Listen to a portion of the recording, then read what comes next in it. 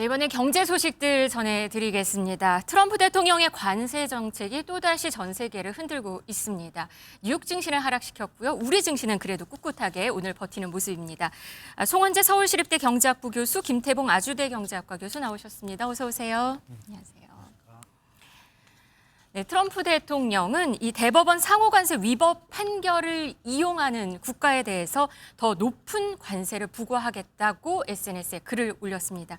교수님, 이 SNS 글을 보면은 뭐 장난을 치면 더 높은 관세다 이런 말까지 덧붙였습니다. 네, buyer beware라고 해서 뭐 거의 네. 협박성 멘트로 지금 대법원의 판결을 이제 무효한 것을 이용해서 이전에 어떤 무역 합의들을 이제 이행하지 하거나 번복한다 그러면 뭐 또 다른 이제 보복으로 징벌적 관세를 매기겠다는 네. 뭐 강한 결의를 표현하고 있는 것 같습니다. 네, 이 뭐 대미 투자 그대로 하라는 거 약간 촉구하는 맥락으로 이해하면 되는 건가요? 그런 것 같습니다. 네.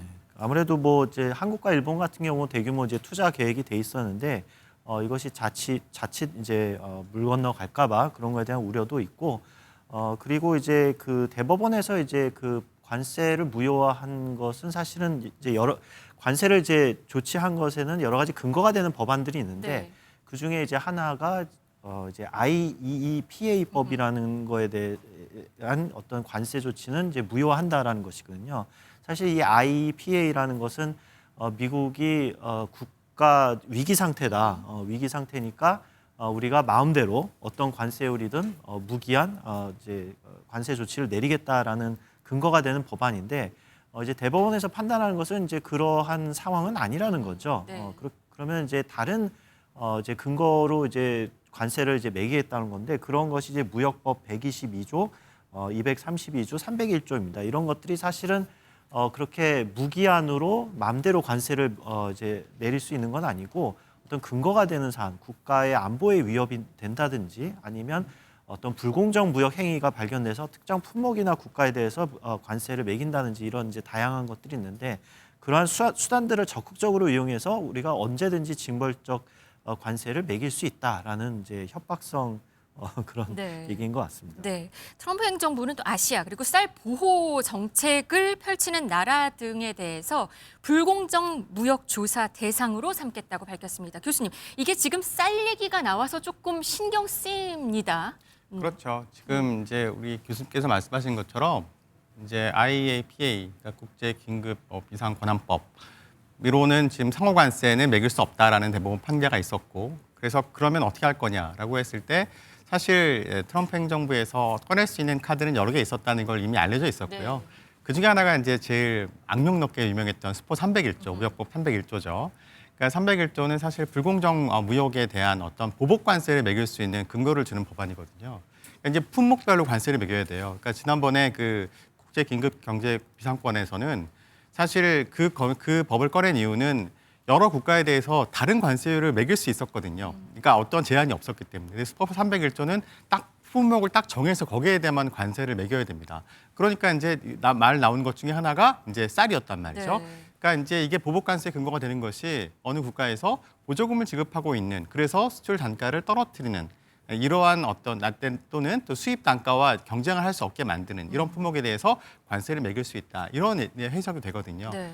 스포 301조를 미국에서 종종 써왔습니다. 그러니까 뭐 여러 아까 말씀하신 뭐 232조라든가 122조 같은 것들도 굉장히 오래전부터 만들어진 법안이긴 하지만 실제로 대통령이 이 권한을 행사했던 적이 역사적으로 없었는데 301조는 빈번하게 활용이 됐었던 것이거든요. 네. 따라서 이건 미국이 잘 알고 있다. 그래서 여기에 대해서 또 쌀에 대해서 우리에게 무엇인가 또 압박을 줄 수 있다. 이렇게 우려가 되는 것이 사실입니다. 네, 이런 가운데 미국 야당인 민주당 원내대표는 트럼프 관세가 올 여름에 만료가 되면 연장하려는 어떤 시도 등 저지할 것이다라고 말했습니다. 미국 내에서도 이렇게 관세는 큰 이슈인데요. 아무래도 고물가가 주는 여론에 미치는 영향이 있는 것 같습니다. 예, 그렇습니다. 일단 이제 대법원의 그 판결 무효화 판결은 이 다른 근거가 되는 법안으로 관세를 내려야 되는 이전 트럼프 행정부의 이제 고민이 시작됐다고 볼 수 있는데 그 근거가 되는 게 지금 현재 122조로 이제 대부분 이제 대체가 되고 있거든요. 122조 무역법 122조의 경우는 관세를 내리고 나서 150일 동안만 유효합니다. 그리고 150일이 지나면 5달 이후죠.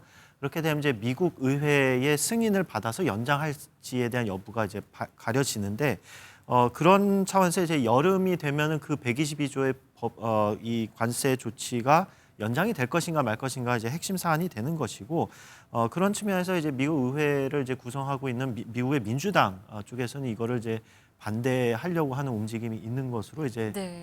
파악이 되는 것 같습니다. 뭐 이런 트럼프 리스크에 미국 증시에 지금 투자해온 서학개미들 자금 흐름에 조금 변화 조짐이 있다고 합니다.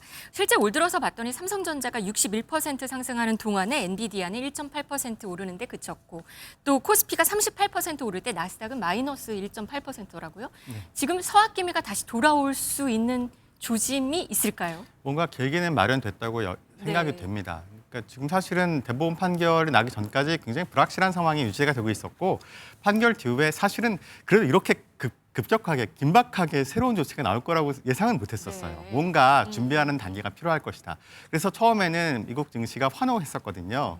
그런데 지금 트럼프 행정부에서 너무 세게 나오니까 네. 결국은 미국 증시가 다시 불안해지고 그러면 이 경우에 국내 투자자 입장에서는 어떻게 될지 알 수가 없는 불확실한 상황인데 반해서 지금 우리나라 증시는 올해 1월 이후로 계속 꾸준히 올라가고 있단 말이죠. 그러면 사실은 미국 증시보다는 국장에 투자하는 것이 아무래도 확률적으로 더 유리하겠다는 판단이 들면 아무래도 저라도 돌아올 걸 고민할 것 같습니다. 네. 네. 뭐 정부도 서학개미 국장 복귀 계좌 RIA 계좌를 만든다고 했는데 이게 또 다음 달에 출시될 예정이라고 하니까요. 한번 관심 가져보시면 좋을 것 같습니다.